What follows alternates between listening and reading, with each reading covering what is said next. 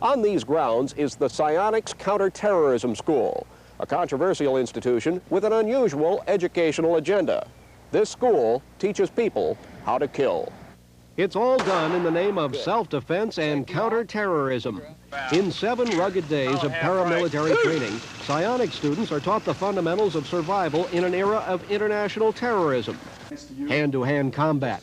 Grab and throw. Quick kill, instinct shooting. Evasive driving. Executive protection. What's that? Get out of there, President! Move, move, move! Combat shotgunning. The psionics philosophy is simple. Kill or be killed. Use aggressive counterforce to meet a hostile challenge. Be dead serious about staying alive. The training costs $2,150.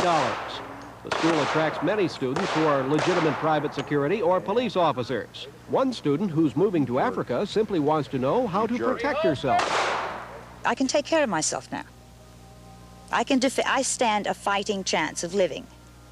Without this, I would not have that. And I think that women need it, and I think that any male who's an executive or even a clerk who's going into an area which is politically unstable should take this course. And if they don't, it's their own bloody fault if they get shot. The school attracts others with more aggressive interests. Psionics publicity and advertising in military magazines has helped create a mystique that the institution is a boot camp for mercenaries and soldiers of fortune. Psionics instructors insist that image is unfounded. We train a lot of security people.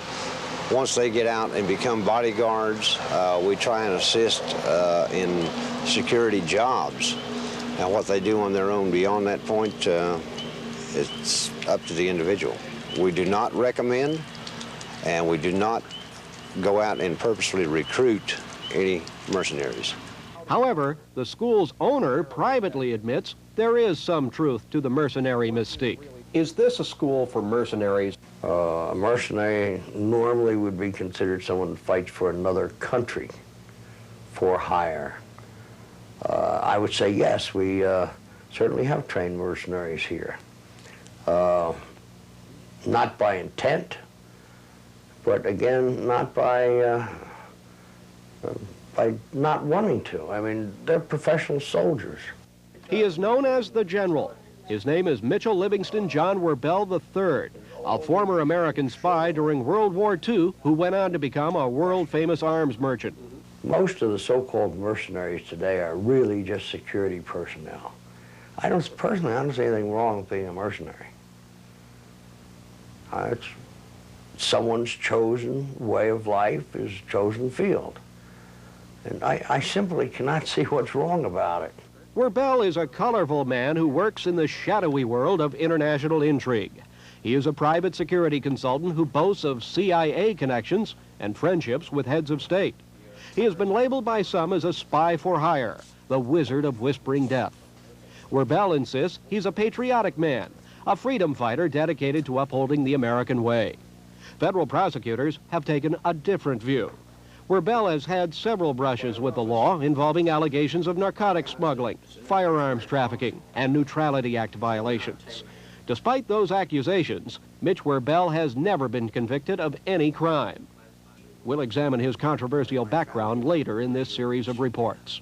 I recently enrolled in the psionics school to see for myself what the training is all about, to determine if the mercenary mystique is fact or fantasy, to learn how to protect myself against hostile forces.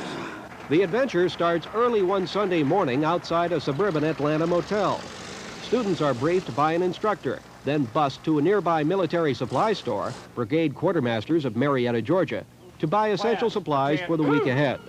The transformation from civilian to counter-terrorist has started. Brigade Quartermasters is sort of a 7-Eleven store for the military set.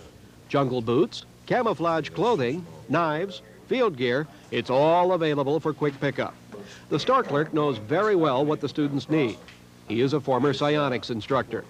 The bill for my gear was $279.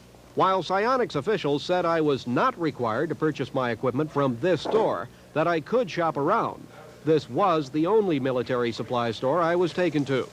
What the school does not tell students is that Georgia State Corporation records identify one of General Werbell's sons as president of Brigade Quartermasters. Sergeant, do I sit in now or not?